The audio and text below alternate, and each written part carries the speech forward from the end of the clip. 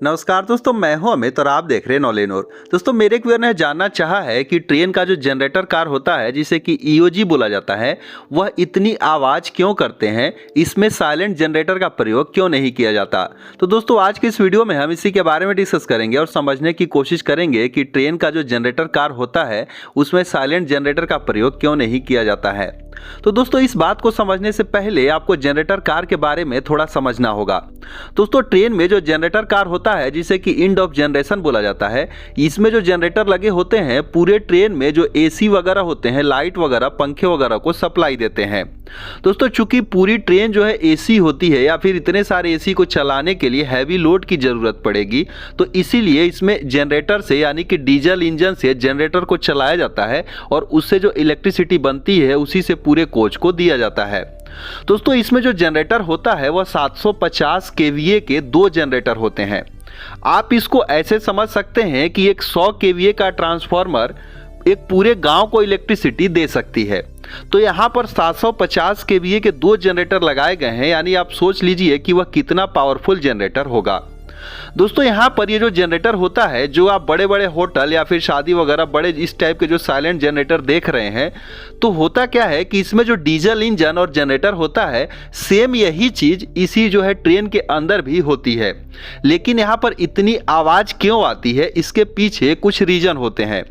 दोस्तों, यहाँ पर किया क्या जाता है कि अगर हम कंपेयर करें इस टाइप के जो साइलेंट जनरेटर होते हैं, तो इसके जो बॉडी को आप देखेंगे तो इसका आउटर बॉडी एक पूरी तरह से साउंड प्रूफ होता है। इसके लिए यहाँ पर इस प्रकार से आप देखेंगे कि पूरी फॉर्मिंग की जाती है, जिससे ये जो साउंड होते हैं वह बाहर नहीं आते और उसी के अंदर जो है एब्जॉर्ब हो जाते हैं इस फॉर्म के अंदर, और हमें जो है आवाज बिल्कुल न के बराबर सुनने को मिलती है। दोस्तों, यहाँ पर जो डीजल इंजन है, जो जनरेटर है, सेम यही चीज इस ट्रेन के अंदर भी आप यहाँ पर देखेंगे रखी गई है। इस इंजन से भी उतनी आवाज नहीं आती जैसा कि यहाँ पर इसमें जो है होती है, लेकिन अंतर ये होता है कि जिस प्रकार से इसमें बाहर से पूरी बॉडी से पैक करके फॉर्मिंग की गई है, यहाँ पर उस प्रकार की फॉर्मिंग नहीं की गई है। यहाँ पर आप इस क्लिप में देखेंगे बस इंजन को और यहाँ पर जनरेटर को रख दिया गया है और बाहर से जो है इस प्रकार के ट्रेन की पूरी बॉडी है। दोस्तों, यहाँ पर इस प्रकार के फॉर्मिंग न करने के पीछे कुछ वजह होता है। दरअसल होता क्या है कि यहाँ पर दो जो डीजल इंजन रखे गए हैं, इससे बहुत काफ़ी मात्रा में हीट जो है बाहर निकलती है।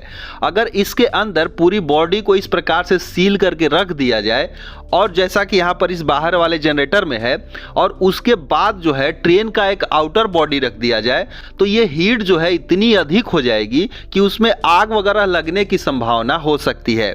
दोस्तों, इस चीज को देखते हुए यहाँ पर ये जो आप देख रहे हैं एग्जॉस्ट फैन, इतना बड़ा एग्जॉस्ट फैन लगाया जाता है जो कि इस हीट को बाहर निकालने का काम करती है। तो यहाँ पर आप जो ट्रेन के बाहर से आवाज को देखते हैं, उसमें से 50 to 60% जो साउंड होता है इस एग्जॉस्ट फैन का होता है। यानी कि एग्जॉस्ट फैन इतनी तेजी से चलते हैं जिससे हीट जो है बाहर निकलता है, तो आधी की आवाज जो है इस एग्जॉस्ट फैन का हो जाता है। दूसरी चीज कि यहाँ पर इस प्रकार की फॉर्मिंग नहीं की जाने से इंजन जो, चूंकि दो इंजन चल रहे हैं और यहाँ पर दोनों इंजन को चलाया जाता है, एक इंजन पे पूरा लोड नहीं दिया जाता क्योंकि वो उसे खराब होने की संभावना हो सकती है। तो लोड को डिस्ट्रीब्यूट करने के लिए दो इंजन चलते हैं, लेकिन इसमें किसी भी प्रकार की जो है फॉर्मिंग नहीं की गई है। और फॉर्मिंग इसलिए नहीं की गई है कि 2 लेयर यहाँ पर बनेंगे, एक जो है उसका लेयर और बाहर से ट्रेन का लेयर। यहाँ पर सिर्फ और सिर्फ सीधे इंजन को रखा गया है, तो चूंकि हीट जो है कम से कम जनरेट हो, तो यहाँ पर उसके चलते भी आवाज जो है डायरेक्ट बाहर आने लगते हैं। तो एक तो एग्जॉस्ट का आवाज, दूसरा इंजन का आवाज, इसे मिलाकर ये आवाज जो है बहुत अधिक हो जाते हैं। दोस्तों, यहाँ पर इंजन जो है, इंजन ऐसा नहीं है कि एक अलग प्रकार का इंजन इसमें रख दिया गया है। इंजन वही है जो साइलेंट जनरेटर में होता है। हाँ, धीरे धीरे करके टेक्नोलॉजी रेलवे भी बदलती गई, चूंकि पहले से ये चलते आ रहे थे, लेकिन धीरे धीरे करके चीजें बदल रही है।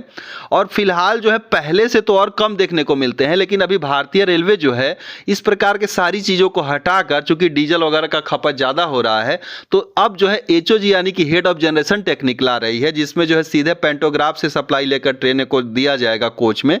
तो दोस्तों, यहाँ पर ये वजह है जिसके चलते ये जो है इतने जनरेटर कार जो है इतना अधिक आवाज करते हैं, क्योंकि इस प्रकार की उसमें कोई व्यवस्था नहीं होने के कारण, और ऐसा इसलिए कि हीट वगैरह, आग वगैरह न लगे, चूंकि इसके एक रूम के अंदर इस प्रकार से रखा गया है। बाहर का जनरेटर तो खुले में होते हैं, वहां पर ये चीजें ऐसी नहीं होती, लेकिन ट्रेन के साथ ऐसा होता है, इसलिए ऐसा किया गया है।